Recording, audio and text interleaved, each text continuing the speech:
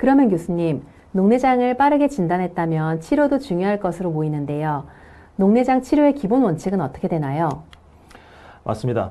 녹내장은 여러 가지 위험 요소가 있지만 그 중에서 우리가 조절할 수 있는 부분은 제한적입니다. 그 중에 가장 우리가 조절할 수 있는 것이 안압인데, 안압을 낮추고 시신경 혈액순환 개선을 해서 시신경 보호를 함으로써 녹내장 진행을 억제시키는 것이 녹내장 치료의 목적이라고 할 수 있겠습니다. 하지만 녹내장은 신경이 손상받는 질환이고, 한번 손상받은 신경은 다시 회복되지 않기 때문에 완치보다는 평생 꾸준한 관리의 개념으로 생각하시면 되겠습니다. 그림으로 보시면 위쪽 그림같이 실제로 손상이 있는 녹내장이지만 치료를 함으로써 더 이상 진행하지 않게, 즉 기존에 있는 시야 결손이 유지가 되게 하는 것이 치료의 목적이고, 만약에 이런 환자분에서 치료를 하지 않는다 그러면 아래쪽 그림같이 결국에는 실명하게 되는 것이죠. 그러면 교수님, 안압을 얼마나 낮추는 게 좋은가요? 그것은 정해진 정답은 없습니다. 사람마다 다르기 때문입니다. 그래서 녹내장이 진행하지 않는 안압, 즉 목표 안압을 설정하는 것이 가장 중요한데요. 하지만 처음 치료할 때는 레퍼런스가 필요한 부분도 있습니다. 따라서 처음 치료 시는 약 20에서 30% 정도 안압을 떨어뜨리는 것을 목표로 하는데, 그 이후에 환자분이 진행하지 않는 안압을 찾아가는 과정들이 필요합니다. 쉽게 설명드리면 약 2년간 4개월에서 6개월에 한 번 정도는 녹내장 검사를 하셔야 되고요. 그 사이에 주기적인 안압 측정을 해서 환자분을 치료하면서 진행하지 않는 안압을 찾는 것이 중요한데, 그것이 목표 안압이라고 할 수 있겠습니다. 이러한 목표 안압을 설정하기 위해서 1차적 치료는 약물 치료입니다. 약물 치료는 기본적으로 안압을 떨어뜨리는 것을 목표로 하고 있고, 그리고 일부 약물은 안압을 떨어뜨림으로써 시신경 혈액순환 개선을 하는 약물도 있고요. 그리고 일부 약물에서는 시신경을 보호하는 약물도 있습니다. 그리고 올바른 약물 사용하는 방법이 중요한데요. 약물 종류에 따라서 하루에 한 번 사용하기도 하고 2번, 3번 사용하는 약물도 있습니다. 따라서 이러한 횟수를 지키는 것이 중요하고요. 따라서 정해진 시간에 약물을 사용을 해야 되며, 안약이 눈에 직접 닿기 때문에 사용하기 전에는 꼭 손을 씻고 약물 사용하는 것을 권고해 드립니다. 혼자 사용하시는 분들은 안약 사용이 힘든 경우도 많기 때문에 이런 경우에는 아래쪽 눈꺼풀을 살짝 당기고 그쪽에 벌어진 공간에 안약을 점적하면 쉽게 안약을 사용하실 수 있습니다. 그리고 대부분 안약은 한 방울 이상 들어가면 주변으로 다 흘러내리기 때문에 한 방울만 사용하시는 것을 권장해 드리고, 이렇게 흘러내린 안약은 즉시 마른 거즈나 깨끗한 휴지로 닦으시는 것을 권해드립니다. 그리고 약병이 눈에 안 닿도록 하셔야 되고, 일부 약물에서는 약을 점적하고 나서 따가운 경우가 많기 때문에 이런 경우에는 눈을 깜빡이지 말고 눈을 지그시 감고 있는 것도 도움이 됩니다. 많은 분들이 약을 한 가지뿐만 아니라 2가지, 3가지를 사용하시는 분들도 있기 때문에 이런 경우에는 약물과 약물 사이의 간격은 적어도 5분은 띄우고 사용하시는 것이 필요하겠습니다. 하지만 이러한 녹내장 약물은 1차적으로 안압을 떨어뜨리기 위해서 만들어진 약물이다 보니까 의도하지 않은 여러 가지 부작용들이 있습니다. 대표적으로 충혈이라든지 따가움이라든지, 일부 약물에서는 가렵고 나이가 어리신 분들에게서는 졸린 현상도 나타나기도 합니다. 그리고 속눈썹이 길어진다든지 눈 주변이 마스카라한 것처럼 까맣게 색소화되는 경우도 있습니다. 이 사진들은 약물을 한쪽 눈만 사용했을 때 나타나는 부작용을 나타낸 사진인데요. 위쪽 왼쪽 눈을 보시면 눈썹이 길어진 것을 보실 수가 있고, 아래쪽 사진 같은 경우는 오른쪽 눈이 움푹 들어간 것을 알 수가 있습니다. 하지만 이러한 약물의 부작용들은 대부분 약물을 끊었을 때 좋아질 뿐만 아니라 참을 수 있는 부작용들이기 때문에 약물을 꾸준히 사용하시는 것을 권고해드리고, 하지만 일부 환자들에서 이러한 부작용들이 참을 수 없을 정도로 심한 경우로 나타나는 경우가 있습니다. 이럴 때는 담당의와 꼭 상의를 하셔서 다른 종류의, 다른 계통의 약물을 사용하는 것도 하나의 방법입니다. 다음으로 레이저 치료가 있을 수 있을 것인데요. 특정한 녹내장에서 레이저 치료를 하면 안압이 급속도로 떨어지고, 그리고 개방광 녹내장에서 레이저 치료를 하기도 하는데 이때는 효과가 단기적이라 장기적인 치료는 미지수입니다. 그리고 폐쇄각 녹내장에서는 진행한 백내장이 방수가 빠져나가는 구조물들을 좁게 만들기 때문에 백내장 수술 자체가 안압을 떨어뜨리는 경우가 있습니다. 따라서 녹내장 치료를 왔는데 백내장 수술을 해야 안압이 떨어진다는 이야기를 들으실 경우가 간혹 있으실 겁니다. 이때는 앞에서도 말씀드렸지만 폐쇄각 녹내장에서는 진행한 백내장이 안압을 올리는 주요한 원인이기 때문입니다. 다음으로 우리가 일반적으로 대표적인 녹내장 수술은 크게 두 가지로 나눌 수가 있습니다. 그 중에 하나인 섬유조 절제술은 방수가 빠져나가는 하수구 역할을 해주는 섬유줄을 절개하여 안압을 떨어뜨리는 방법입니다. 따라서 수술 이후에 안압이 빠져나간 부분, 즉 결막 밑에 이러한 물주머니가 생기는 경우가 있고 이런 경우에 안압이 비교적 낮게 잘 유지되는 것을 알 수가 있습니다. 두 번째 대표적인 녹내장 수술은 아메드 밸브 삽입술인데요. 오른쪽 그림과 같이 이런 하수구 관을 눈에 넣어가지고 이 관을 통해서 물이 빠져나가게 하는 것입니다. 앞에서 말씀드렸던 섬유 절제술과 아메드 밸브 삽입술이 녹내장 수술에서는 대표적인 수술 방법인데요. 이러한 수술들은 안압은 잘 떨어집니다만 수루 부작용이 많고 그리고 회복도 비교적 늦기 때문에 최근에는 최소 침습 녹내장 수술이라고 하는 수술이 소개되기도 하고 본원에서도 많이 하고 있습니다. 이 수술은 수술 시간도 짧고 회복도 빠르고 이후에 일상 회복도 아주 빠른 것이 특징입니다. 하지만 이 부분도 수술이기 때문에 물론 부작용을 가질 수가 있습니다.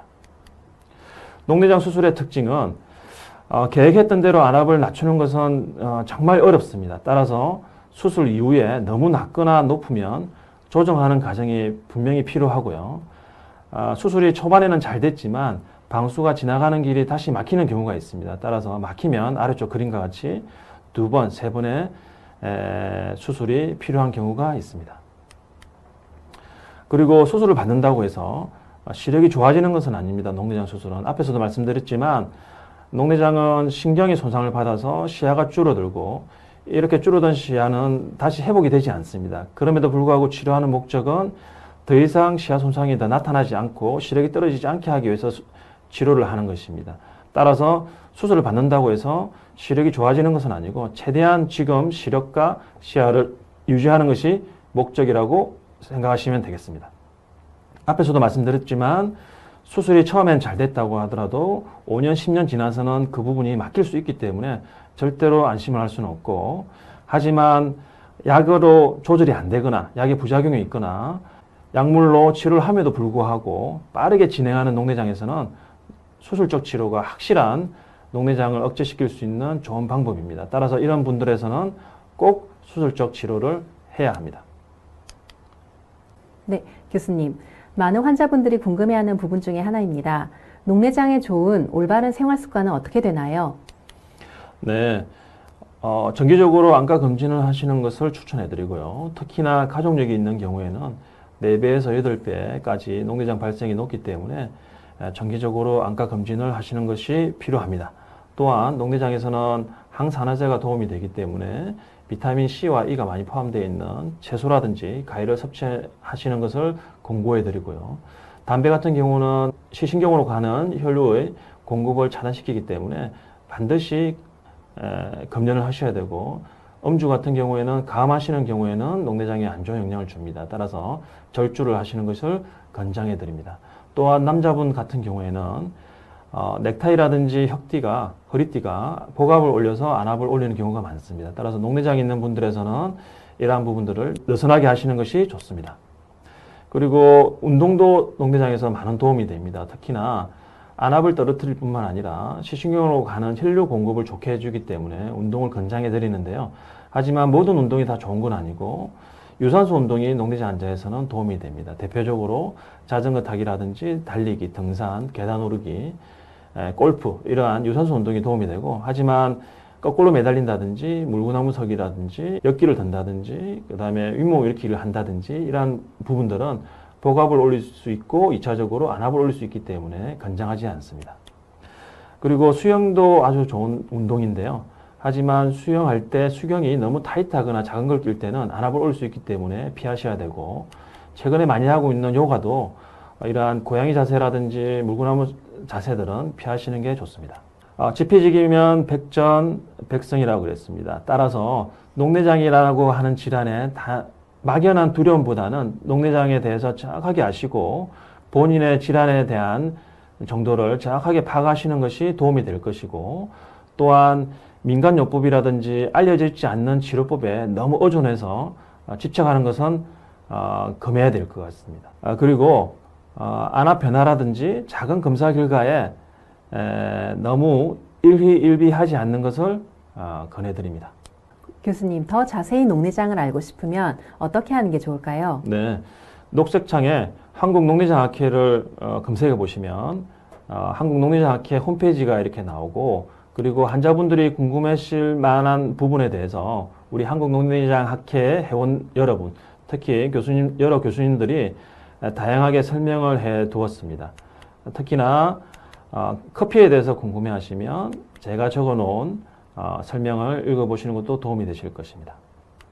요약하자면 녹내장은 높은 안압, 상대적으로 높은 안압 때문에 시신경이 약화되고 그로 인해서 시야가 결손이 되는 질환입니다. 치료의 목적은 호전이 아니라 더 이상 진행하지 않게 최대한 지금 상태를 유지하는 것이 치료의 목표고요. 치료 방법은 가장 중요한 부분은 안약이든 레이저든 수술이든 안압을 떨어뜨리는 것이고, 또한 부가적으로 시신경 혈류 개선, 시신경을 보호해 주는 것이 중요한 방법 중에 하나라고 하겠습니다. 앞에서도 말씀드렸지만 이러한 안압을 떨어뜨리기 위해서 1차적 치료로는 안약을 사용을 하고요. 녹내장 종류에 따라서 그리고 환자분 상태에 따라서 실명하는 경우도 있긴 하지만 최근에는 그러한 적극적으로 진단하고 치료함으로써 실명하는 경우가 많이 줄었으니까요. 병에 대해서 너무 걱정하지 마시고 가까운 의원이라든지 울산대학병원을 내원하시기를 권고해 드립니다. 이제 환자분들이 많이 궁금해하시는 것 위주로 질문과 답변을 듣는 시간을 가져볼까 합니다. 교수님, 녹내장에 걸리면 다 실명하나요? 그렇지는 않습니다. 예전에 진단법이라든지 치료법이 없었던 예전에는 실명하는 경우가 많았는데요. 1980년 이전에는 한눈 실명이 25%, 즉 4명 중에 1명은 실명을 하셨죠. 하지만 2000년 초반 한눈 실명은 13%로 떨어집니다. 그러다가 2015년도에는 양안 실명이 1에서 3%, 즉 100명 중에 1명에서 3명 정도, 많아도 3명 정도만 실명을 하는 것이죠. 하지만 이 추세는 점점 감소되고 있고, 앞에서도 말씀드렸지만 진단 장비가 개발되고 있고 치료법도 아주 다양하게 개발되고 있기 때문에 아마 앞으로 녹내장 때문에 실명하는 분들은 거의 없을 것으로 예상이 됩니다. 앞에서 노인들에서 녹내장이 잘 걸린다고 하셨는데 젊은 사람들에게도 녹내장이 발생하나요? 네, 최근 연구 결과에 따르면 40세 미만의 젊은 사람들에서 점점점 녹내장 환자들이 많은 것을 알 수가 있고요. 그 이후로 여러 가지 위험인자 중에서 고도근시도 녹내장의 중요한 위험인자입니다. 그리고 가족력이 있는 경우, 그리고 고혈압, 당뇨같이 성인병이 요즘은 젊은 사람들한테도 생기죠. 그래서 이런 부분들이 녹내장의 위험인자이기 때문에 젊은 분들에게 최근 들어서 점점 더 많이 생기는 것 같습니다. 그래서 예전에는 40세 이상에서 녹내장 진단을 권고했지만 최근에는 젊은 분들도 가까운 병의원에 가셔가지고 녹내장 검사를 하는 것을 권장해 드립니다. 안약 사용에 관련해서 질문을 드리겠습니다. 밤에 한 번 넣는 안약은 점한 후 바로 자야 하나요? 네, 그렇지는 않습니다. 밤에 넣는 것이 효과가 가장 제일 좋기 때문에 밤에 넣는 것인데요. 일정한 시간에 꼭 자기 전에 넣기가 힘드시면 그렇게 하지 마시고 저녁에 일정한 시간을 정해놓고 그때 넣고 일상생활 하시다가 주무셔도 충분합니다. 안약을 하루 2번 넣으면 간격을 어떻게 해야 하나요? 네, 이상적으로는 12시간 간격이 가장 좋고요. 그렇지만 한두 시간 정도 차이가 나는 것은 크게 문제가 되지가 않습니다. 그리고 너무 바쁘시다 그러면 꼭 하루에 2번 넣는 약이라 그러면 하루에 꼭 2번은 챙겨서 넣으시는 것이 필요하겠습니다. 마지막 질문입니다. 녹내장 약은 한 번 쓰면 중독돼서 계속 써야 하나요? 그렇지는 않습니다. 녹내장 약을 꾸준히 사용하는 것은 중독이 되어서가 아니라 녹내장 자체가 완치되는 병이 아니고 유지를 하는 질환이기 때문에 약은 꾸준히 사용을 하셔야 되고요. 녹내장 상태가 심하지 않을 때는 중단하는 경우도 있습니다.